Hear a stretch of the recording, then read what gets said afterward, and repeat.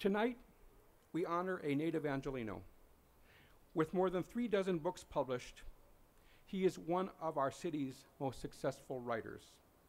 Tonight's honoree has introduced millions of readers to Los Angeles, most notably through the E.Z. Rawlins mystery series set in Los Angeles, with titles like Devil in the Blue Dress, White Butterfly, and The Little Yellow Dog.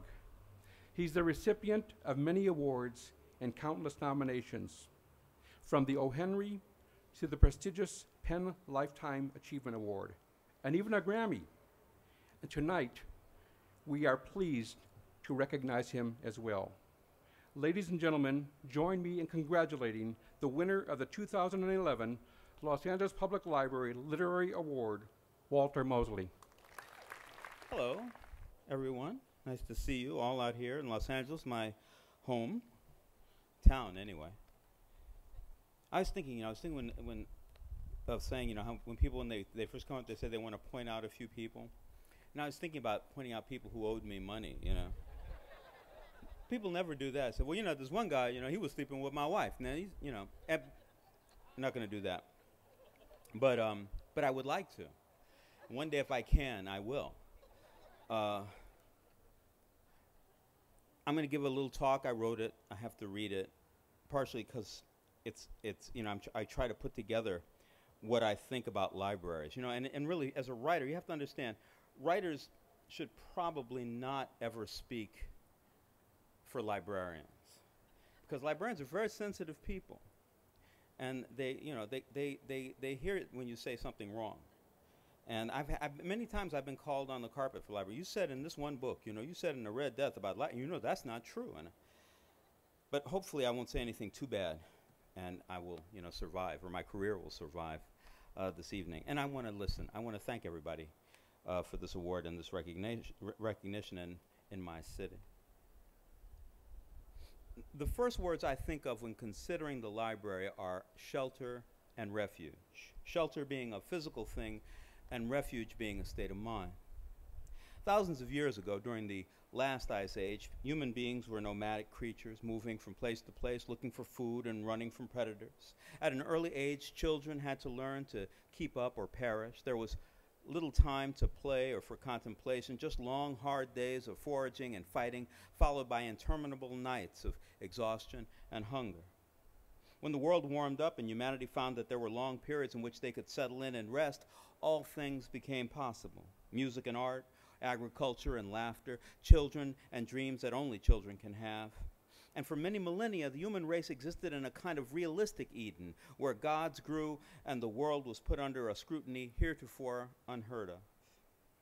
Knowledge was shared and expanded and amended, language was honed, and the first jokes were told and laughed at. Stories came into existence, and religion and history branched out from the same root. Don't get me wrong, there were still wars and conflicts, crimes and injustices. People still died and felt the pangs of loss. There was rampant infant mortality, deadly animals on the prowl, and the rage of nature. But still, it was the beginning of all our knowledge. The long journey from the stone warhead to the space shuttle started then. There were wise women and men that served as the repositories of who we were and where we came from, what we could be and what we were becoming. And there were long afternoons of contemplation and awe. Time passed, and civilization, for better and for worse, grew. The division of labor and the burden of technology and economics were laid upon the backs of the worker, the vast majority of the people, who found themselves spending fewer and fewer hours wondering and more years praying for a better world after death. We built great buildings and sprawling cities, thick walls and engines of destruction, all to protect, to shelter. But this shelter cost us much of our freedom, our free time, while our health and refuge became akin to physical and mental illness, because there is no wonder on the production line, no value in a joke told among friends. There is no happiness insurance in spite of the Declaration of Independence. We, the bulk of the people, find that our lives are intricately and inextricably intertwined with the demands of commerce. We work long hours and make just enough to get by. For every extra dollar we make, there's a tax or surcharge, more rent, or a hidden interest rate. Even in the products that we have to buy to survive, there is too often an insidious planned obsolescence. Our children volunteer to fight not so much out of patriotism, but because there is no clear future in wonder and contemplation. There is precious little hope under the new ice flows rolling out from the banks and insurance companies and even from the democracy we so covet. The democracy that has the audacity to fight wars without a draft. It's hard to find work in America. You get a job and they give you a cubicle but you can't read a book there. You sit back or consider the lessons that they never taught in school. And when that job is over, you're supposed to leave because it's not your office, it's theirs. And when the phone rings, it's not you that answers, it's the employee. Even at home, you're not secure. You own the mortgage, yes, but without a job, the chances of you living out your life on that front porch are small. You have paid for the streets. You might have even paved them, but you can't sleep there. You fought the war. They told you that you won the war. You defended America, but there is no promise that America owes you anything. There is precious little shelter and almost no refuge for the great majority of Americans. And almost none of what we have is assured, not our jobs, homes, retirement plans, liberties, health, maybe not even our next meal. There is very little that is certain, but the library is. The library is our shelter and our refuge. It is the place where you can always sit at a desk, pull down just any old book, and sit back and wonder how life was for a citizen under the rule of ancient Rome. You can express yourself there, and the librarian won't turn you in. You have political representatives that seem to work for other masters and lawyers that talk so fast that you get dizzy and drunk, and then they roll you until every dollar is gone, and you say thank you. But the librarian is there to help you learn. She or he is there to guard your freedoms and to feed your mind. The librarian is the sentinel, and the library is the outpost for you to build an identity in a world that wants you to conform to its every physical and economic need. The library eschews predators and vermin. It keeps the lights on. The cubicle at work is not yours. The street is not yours. Maybe even your home or apartment is not yours, but the library is. The library is a doorway to our past and our futures. It doesn't charge what the market can bear. It isn't afraid of a child's curiosity. It doesn't tell you what to think or how to dress. If you work in a library, you're working for yourself. If you daydream in a library, the front desk feels that they've done their job. If you sit at a computer there wondering why people have to vote in a booth once every 4 years rather than meet en masse online every Thursday evening, the librarians are comfortable with being revolutionaries too.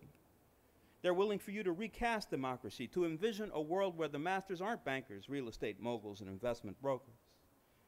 The librarians are not meek schoolmarms running around shushing the exchange of ideas.